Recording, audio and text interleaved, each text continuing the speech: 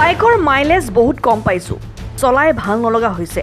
বাইকৰটো মাইলেজটো বহুত কমেই পাইছোঁ। আগতে যেনেকুৱা ধৰণৰ মাইলেজ পাইছিলে বা বাইকবিলাক যিমান স্মুথলি চলিছিলে অৰিজিনেল পেট্ৰলত, এতিয়া ইথানেল মিক্স কৰা বা বাইকৰ মাইলেজবিলাক কম হৈছে আৰু চলায়ো ভাল নলগা হৈছে। আগতে 35 মান দিছিলে, এতিয়া 25 মানহে দিছে।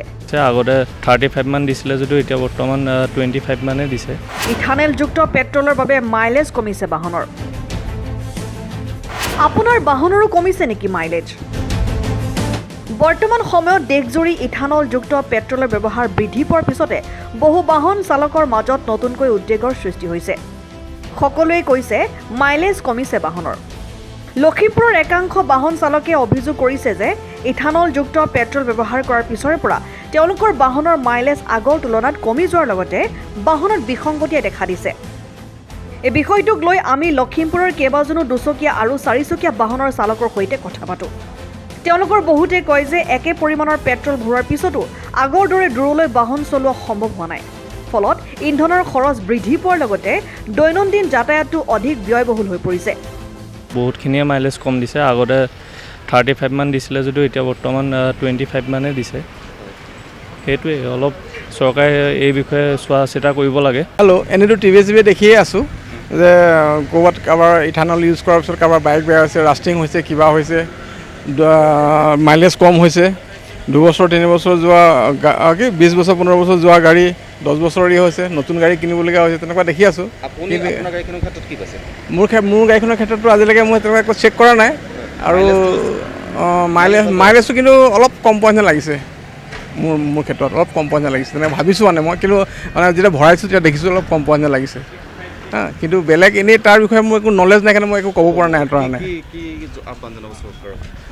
যদি প্ৰকৃততে যদি এইটো বস্তু যদি বেয়া হয় তেতিয়াহ'লে গোটেই পাব্লিকক হেৰাছমেণ্ট কৰিতো লাভ নাই। পাব্লিকৰ গাড়ীটো এনেকুৱা বস্তু নহয় যে এখন পিছত এখন, ইখনৰ পিছত ইখন বেয়া হ'লে ইখন কিনিব পাৰে।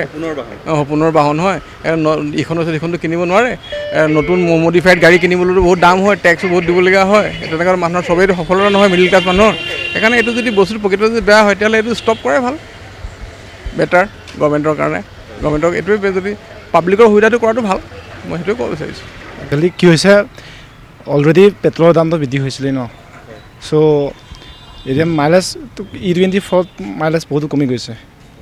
চ' পেট্ৰলৰ দাম বাঢ়িছে যেতিয়া 1-2 টকা বেছি বাঢ়িলে একো নহয়, কিন্তু মাইলেজটো বহুত কমিছে E20 কৰাতকৈ।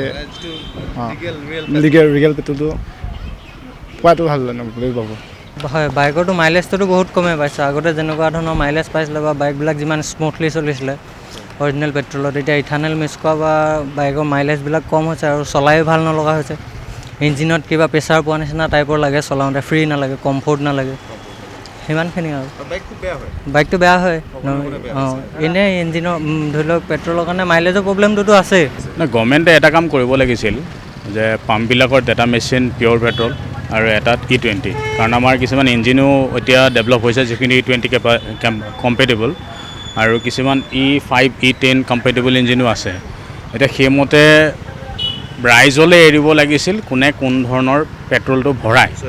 কিন্তু তেওঁলোকে কি কৰিলে, বিশেষকৈ নীতিন গাডকাৰীৰ এই যিটো নিজৰ পুতেকহঁতক মানে সংস্থাপন কৰিবলৈ যিটো মানে তেওঁ পলিচি ল'লে, মানে নিজৰ পাৱাৰক মিছ ইউজ কৰি, সেইটোৱে এনেকুৱা লাগিছে যেন বিজেপিক ডুবাব। আৰু এনেকুৱা বহুত পলিচি আছে বিজেপিৰ যিখিনি মানে পাৱাৰ পাই তেওঁলোক মানে মত্ত হৈ তেওঁলোকে নিজে কিছুমান হঠকাৰী সিদ্ধান্ত ল'লে। এই বস্তুটোৰ ওপৰত মানে আমাৰ মানে এটাই জনাম যে মেচিন সংযুক্ত কৰক ডিপোবিলাকত, আৰু যিটো মানে পিয়'ৰ পেট্ৰল যিটো আগতে আছিলে সেইটো দিয়ক। কাৰণ আমাৰ ইয়াত এতিয়া ভিনটেজ গাড়ী এখন যিখন পিয়'ৰ পেট্ৰলত চলে, সেই গাড়ীখন E20ত কেতিয়াও নচলে। আৰু E20ত আপুনি E20 পেট্ৰলটো লৈ পেলাই তাত পানী মিলাই চাব, যিটো আপোনাৰ ক্লাষ্টাৰটো সেইটো ভাগি গৈ পেলাই হেৰি হৈ যায়।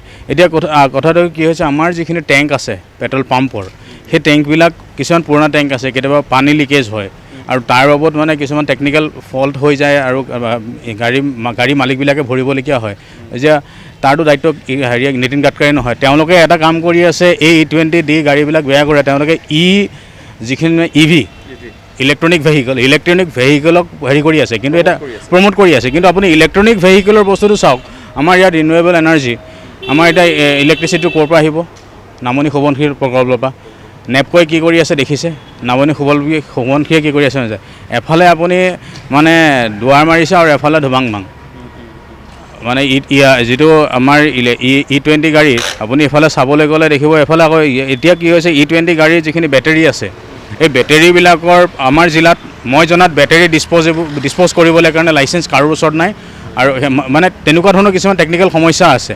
আমাৰ লখিমপুৰত ইলিগেলি বেটেৰীবিলাক ডিছপ'জ কৰি আছে কাবাৰীবিলাকে, আৰু যিখিনি সংশ্লিষ্ট বিভাগ আছে তেওঁলোকে মানে মেনেজ হৈ পেলাই তেওঁলোকে এইখিনি কৰিবলৈ দি আছে। মানে ইনফ্ৰাষ্ট্ৰাকচাৰটো নোহোৱাকৈ কাম কিছুমান কৰিবলৈ গ'লে এনেকুৱা ধৰণৰ ঘটনা হ'বই, আৰু এই কামখিনি বিজেপিৰ দিনত খুব হৈ আছে। অৱশ্যে বিশেষজ্ঞসকলৰ মতে ইথানলৰ শক্তি উৎপাদন ক্ষমতা সাধাৰণ পেট্ৰলতকৈ কিছু কম হোৱাৰ বাবে কিছুমান বাহনত সামান্য মাইলেজ হ্ৰাস পোৱাৰ সম্ভাৱনা থাকে। কিন্তু এই পাৰ্থক্য বাহনৰ মডেল, ইঞ্জিনৰ অৱস্থা আৰু ৰক্ষণাবেক্ষণৰ ওপৰতো বহু পৰিমাণে নিৰ্ভৰ কৰে। এটা প্ৰশ্ন হৈছে, আপুনিও ইথানলযুক্ত পেট্ৰল ব্যৱহাৰ কৰাৰ পিছত বাহনৰ মাইলেজ কমি যোৱা অনুভৱ কৰিছে নেকি, নে আগৰ দৰে আছে? আপোনাৰ মতামত আমাক কমেণ্টত জনাওক। News desk report, Lakhimpur live.